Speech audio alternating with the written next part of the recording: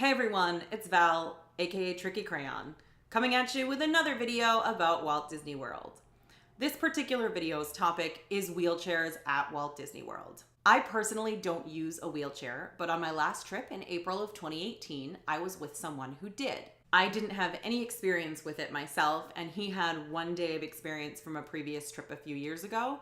So neither of us were experts, and we sort of did a lot of learning over the 4 days of the trip that he was in a wheelchair. The good news about using a wheelchair at Walt Disney World is that they really do try hard to make everything accessible.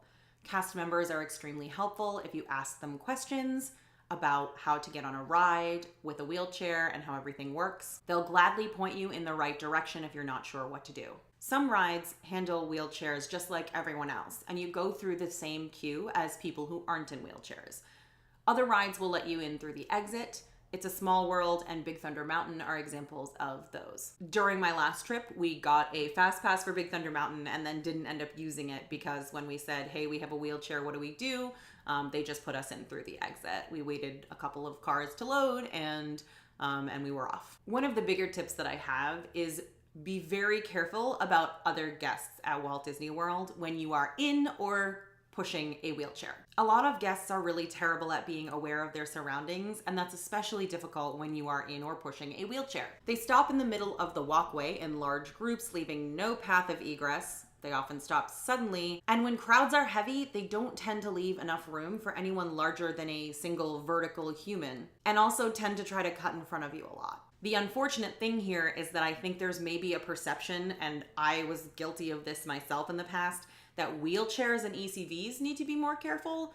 Realistically, there's only so much you can do in a wheelchair or ECV because if you try to leave space between yourself and other patrons, often additional patrons will fill in that space. Doing too good of a job with the fill in all the available space thing, Disney. What that means is you effectively have no way of keeping any kind of bubble around yourself, and then if someone cuts you off, momentum is a real thing and you end up rolling towards someone. We had a lot of near misses on my last trip where I was fighting to stop the wheelchair from rolling into someone who had just jumped in front of us out of nowhere. Another big thing that I learned is that there are inclines freaking everywhere. You may not have noticed them if you visited before just walking, but they truly are everywhere. Just be ready to push up those inclines and to go down them because it takes a surprising amount of counterweight to stop a wheelchair from rolling down a hill. Most rides have ramps in the queue so that you can get up them in a wheelchair or ECV, but those ramps can be incredibly steep and very long. If you're with a party in a rented, non-powered wheelchair, it's best to let yourself be pushed if someone offers. That way you're not wasting time and you'll be able to get through those long queues faster. Conversely, if you're fine with going slow, do that too, but it does make it a lot faster if you let someone help you with those really steep inclines. And finally, consider using gloves, whether you're wheeling yourself or you're pushing someone else in a wheelchair. Pushing will exert effort on parts of your hands you're not used to having effort exerted on, and you might end up with some blisters or soreness. Wheeling will be hard without traction, especially on ramps, and your hands are potentially going to get dirt on them, especially if it's wet.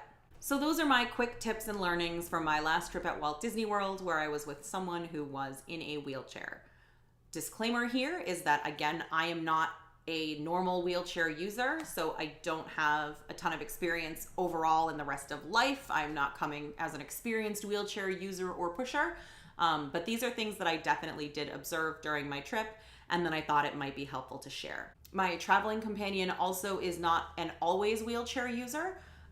He has a particular condition that makes it difficult to walk for long periods of time. So again, neither of us are coming from the perspective of normal wheelchair users, but I figure since there are plenty of people who have, a child who broke an ankle before the trip and aren't used to pushing either, that these could be useful for them. If you liked these tips or if you have others that you'd like to share, feel free to leave them in the comments. Thanks so much for watching and have a great day.